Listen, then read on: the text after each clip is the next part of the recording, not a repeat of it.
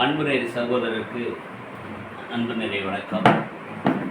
தங்கள் பூர்வீகம் வேறந்தாங்கள் உங்களுடைய தகப்பனாரும் சார்பிலும் உங்களுடைய மாமனாரும் சார்பிலும் வேளந்தாங்கல் பூர்வீகம் தற்போது நீங்கள் சேர்த்து நீங்கள் அந்த தொடக்க கல்வியை வேளந்தாங்கல் படித்து திண்டிவனத்தில் படித்திருக்கிறீர்கள். நம்முடைய தந்தை டிஜிடி அவர்கள் இந்த கல்விப்படியை ஏழைகளின் கல்வி நாயனாக அழைக்கப்பட்டவர். அவரால் நாம் படித்து இந்த நிலையில் இருக்கின்றோம்.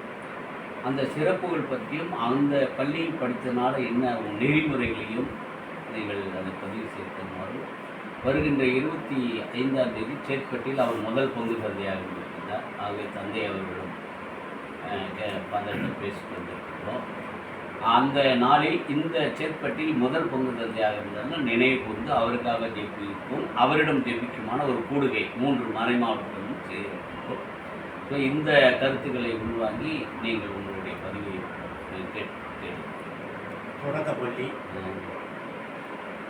1லேருந்து 5 வரைக்கும் ஆண்கள் தொடக்கப்பள்ளி அதில் தான் படித்தோம். வேளந்தாங்கல்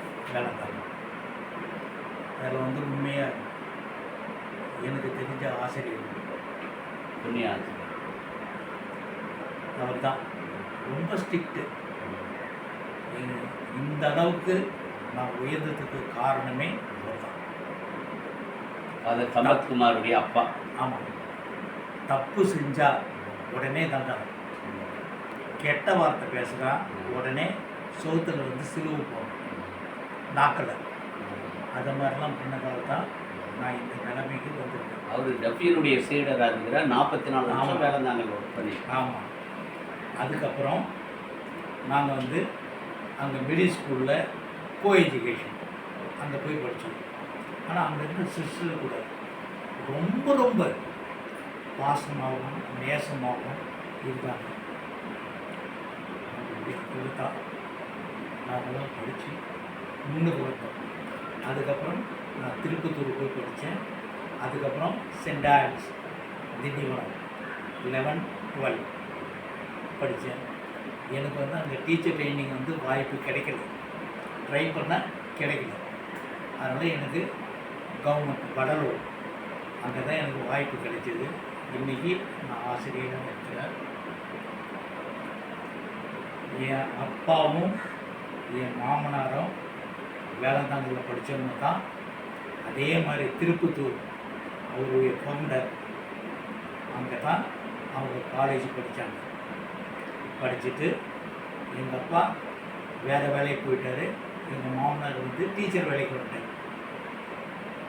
கடைசி வரைக்கும் பிடிஆர் தான் இருந்து ரிட்டையர் ஆனார். இல்லை, தந்தை அவருடைய அந்த கல்வி சார்ந்த பணியில் அவங்களுடைய ஞானோபதேசம் இதெல்லாம் உங்களுக்கு வழிகாட்டியிருக்கிறாங்களா? ஆமாம், கண்டிப்பாக. ஆமாம். உங்கள் அண்ணாரும் திவ்யாவும் ட்ரெயின் ஸ்கூலில். அதே மாதிரி எனக்கு வந்து முக்கிய காரணம் எங்கள் தாத்தா தான்.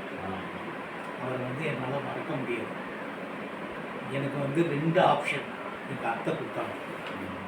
ஒன்று வந்து என் மாமா ஜெயக்குமார் டாக்டர், அவர்கிட்ட கொண்டு வந்தாங்க. என்னை வந்து ஜெர்மன் ஹாஸ்பிட்டலுக்கு ஜெர்மனுக்கு அனுப்பி லெப்ரஸி ட்ரைனிங் கொடுக்கணும்னு சொல்லிட்டு வந்தேன். ஆனால் எங்கள் தாத்தாவுக்கு நான் டீச்சராக ஆகணும். ஏன்னா அவங்க டீச்சர். அவங்க எங்கே படித்தாங்க?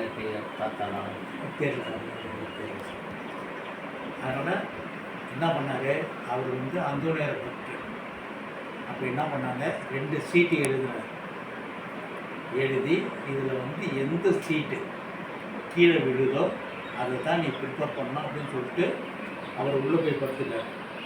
எனக்கு ஒரு டவுட்டு, சரி இவர் வெளியே வந்து ஏதாவது ஒரு சீட்டை எடுத்து போட்டுருவாரோ அப்படின்னு ஒரு டவுட் வந்துச்சு. அதனால் நான் என்ன பண்ணேன், அவர் ஈஸி சேரில் உட்காந்துட்டு அன்றைக்கி ஃபுல்லாக தூங்காமலே முடிச்சுட்டு இருந்தார். கரெக்டாக 1 மணி இருக்கும்போது ஒரு சீட்டு வந்து கீழே விழுந்துச்சு. அதை வந்து நான் எடுத்து பார்க்கக்கூடாதுன்னு சொல்லிவிட்டு எங்கள் தாத்தா தான் பார்க்கணுன்னு சொல்லிட்டு நான் வெயிட் பண்ணியிருந்தேன். கரெக்டாக 3 மணிக்கு அவர் வந்தார். வந்து அந்த சீட்டை எடுத்து என்கிட்ட காட்டினார். அதில் வந்து டீச்சர் அப்படின்னு தான் இருக்குது. அதில் நீ டீச்சருக்கு தான் போகலாம். இப்போ இந்த ஆசிரியர் பயிற்சி முடித்து நீங்கள் பணி செஞ்சீங்களா? அதில் அந்த டிடிடி அவர்கள் தாமஸ் கவான் டஃபி ஆசிரியை உருவாக்கி இந்த புண்ணியாசர்லாம் படித்து அந்த மறைக்கல்வி சார்ந்த அல்லது அந்த நெறி சார்ந்த கல்வி சார்ந்த பணிகளை எப்படி பண்ணுறது? அதாவது நான் செய்யறது வந்து இந்து பள்ளிகள், நான் தான் அவங்களுக்கு முன்னோடி, என் வழியாக தான் அவங்களுக்கு. ஆனால் வந்து நான் ப்ரேயர்லாம் சொல்ல முடியாது. இல்லை அது சொல்ல வரல. அந்த பள்ளியில் படித்த தாக்கம், திண்டிவனத்தில் ஸ்கூலில் படித்த தாக்கம், அந்த ஒழுக்கங்கள், அந்த டைமை கடைபிடிக்கிறது, அந்த நெறி சார்ந்த விஷயங்களை உங்களை தாக்கம் ரஃபியால் உங்களுக்கு ஏதாவது தாக்கம் ஏற்படும்? இல்லை, எந்த தாக்கமும் கிடையாது. கரெக்டாக இந்த நேரத்துக்கு ஏந்திக்கணும், இந்த நேரத்துக்கு செய்யணும், போகணும், வரணும், அவ்வளோதான் அவருடைய நோக்கம். அதே தான் நாங்கள் ஃபாலோ பண்ணோம். தண்ணி வந்து உப்பு தண்ணி, ஆனால் அவங்க வந்து நல்ல தண்ணி கொண்டு வருவாங்க. நாங்கள் அதை போய்ட்டு டேங்கில் வந்து ஃபில் பண்ணுவோம்.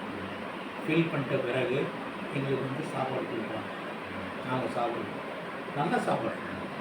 நான் வந்து உங்கள் மாமனார் சொன்னீங்க பக்தசாரி அப்பா, ஆமாம். அவங்கெல்லாம் அந்த கோவில் பணியில் ஆர்வமாக இருந்திருக்கிறாங்க. நான் நார்த் தமிழ்ல ஆமாம், கண்டிப்பாக. அப்போ அந்த கோவில்லையும் அந்த இதுலேயும் மறைக்கல்வியும் ஆர்வமாக இருக்கிற ஒரு நிலைப்பாடுகளில் டஃபி தான் நம்ம ஊருக்கு வந்து கண்டிப்பா தந்தையாக இருக்கும்போது பரப்பி இருக்கிறார். கண்டிப்பாக. ஸோ அந்த தாக்கம் அவங்களுக்கு ஏற்பட்டது ஆமாம். பெரிய விஷயம். கண்டிப்பாக அதே மாதிரி நானும் செஞ்சேன். ஆ. நான் இருக்கும்போது செஞ்சேன்.